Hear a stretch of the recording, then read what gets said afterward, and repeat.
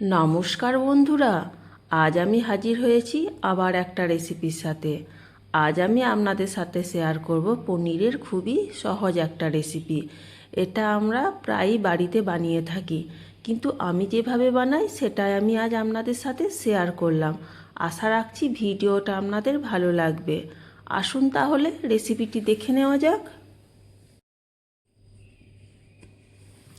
আমি ওভেনে একটা কড়াই বসিয়ে দিয়েছি, এর মধ্যে 1 চামচ বাটার দিয়ে দিলাম।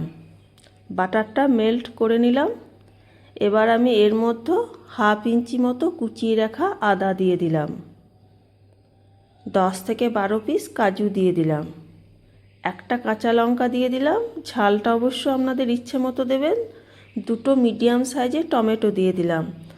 আপনারা এর মধ্যে গোটা গরম মশলা দিতে পারেন, কিন্তু বাড়িতে গরম মশলা পছন্দ করে না, তাই আমি গরম মশলাটা আর দিলাম না। একটু নাড়াচাড়া করার পর 1/2 কাপ জল দিয়ে দিলাম। এবার আমি এটা 2 মিনিটের জন্য একটা ঢাকনা দিয়ে দিলাম। আমি আবার 2 মিনিট পর ফিরে এলাম।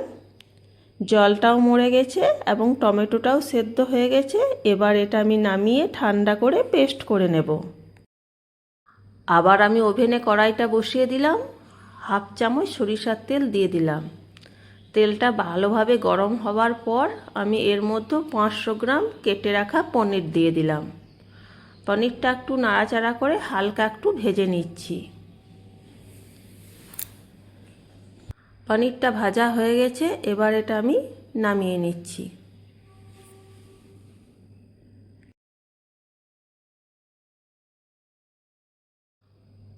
এবার আমি এর মধ্যে 1/2 চামচ আবার সরিষার তেল দিয়ে দিলাম। 1/3 চামচ গোটা জিরে,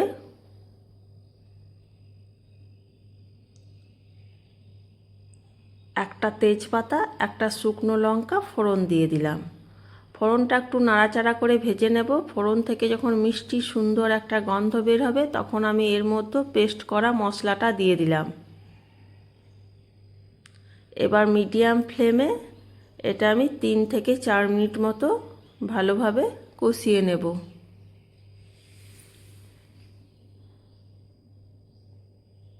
মশলাটা থেকে জলটা শুকিয়ে গেছে, তেলটাও বের হয়ে গেছে মশলা থেকে।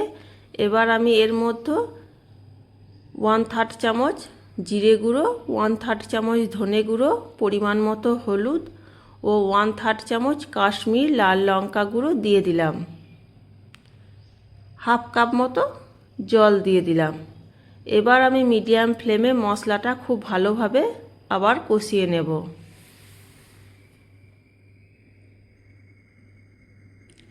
জল দিয়ে দিয়ে মশলা যত কষাবেন তত রান্নার স্বাদ বেড়ে যায়।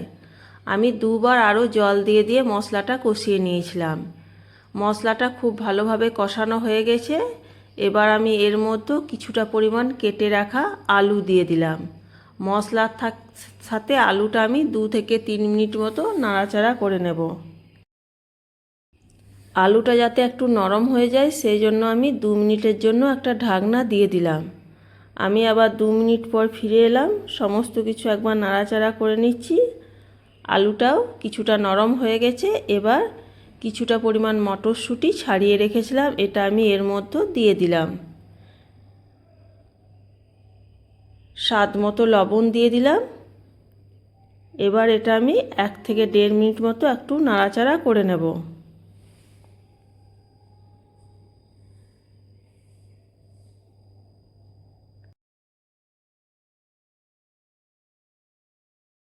সমস্ত কিছু খুব ভালোভাবে নাড়াচাড়া করা হয়ে গেছে। এবার আমি এর মধ্যে পরিমাণ মতো গরম জল দিয়ে দিলাম। যে কোনো রান্নাতেই গরম জল দিলে রান্নার স্বাদটা বেড়ে যায়। সমস্ত কিছু একবার নাড়াচাড়া করে আমি 3 মিনিটের জন্য একটা ঢাকনা দিয়ে দিলাম। আমি আবার 3 মিনিট পর ফিরে এলাম। এবার যে পনিরগুলো ভেজে রেখেছিলাম এগুলো আমি দিয়ে দিলাম। একবার সব কিছু নাড়াচাড়া করে নিচ্ছি এবং এটা আমি আবার 2 মিনিটের জন্য একবার ফুটিয়ে নেব। ঢাকনাটা দিয়ে দিলাম।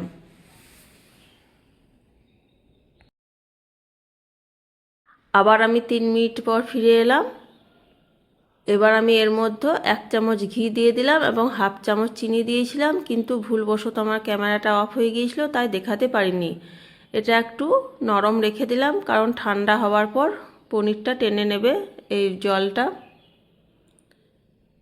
এবার আমি এটা নামিয়ে গরম গরম সার্ভ করে নিচ্ছি। বন্ধুরা, আজ আমার এই আলু মটর পনিরের রেসিপিটা আপনাদের কেমন লেগেছে অবশ্যই কমেন্ট করে জানাবেন। আর যদি এভাবে না বানিয়ে থাকেন অবশ্যই বাড়িতে একবার বানিয়ে দেখবেন। নিত্য নতুন ভিডিও পাওয়ার জন্য প্লিজ চ্যানেলটা সাবস্ক্রাইব করে আমার পাশে থাকার অনুরোধ জানাচ্ছি। তাহলে আবার দেখা হবে নতুন কোনো ভিডিওর সাথে।